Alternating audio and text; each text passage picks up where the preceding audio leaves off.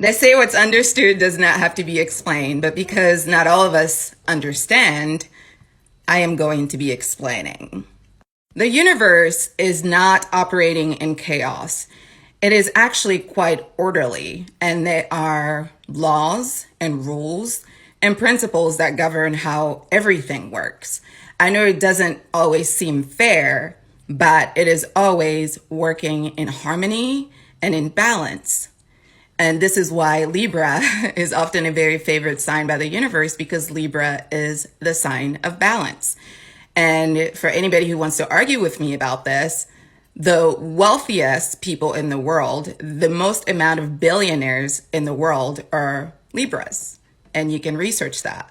The reason for that is because balance is very important in order for things to stay afloat. The law of cause and effect is one law that the universe runs by. And whether you believe in spirituality or God or whatever, ultimately, whether you want to deny the laws of science or not, it doesn't really matter. You're still affected by it. As an example, the law of gravity. If you decide that you don't want to believe in the law of gravity and you want to go stand on top of, a building and jump down, whether you believe in gravity or not, your ass is going to be out after you fall on the floor.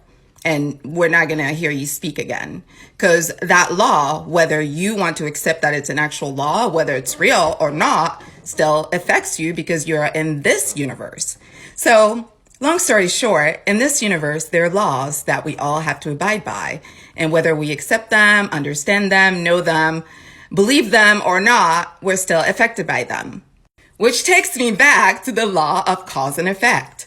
The law of cause and effect simply states that every single action in the universe, and that's all action that happens even at a microscopic level, every action, whether you can see it with your naked eyes or not, has a reaction.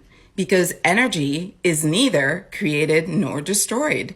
So things are constantly in a state of motion. So when you do something, something else happens as a result of what you did.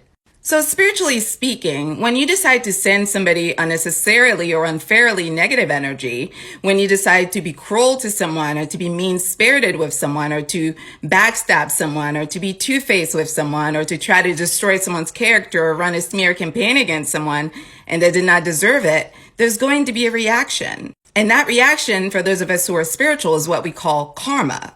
But it's the same principle, cause and effect. You see, karma is balance. Karma is how we get rewarded for our good behaviors. Karma is how we get taught lessons for our bad behavior.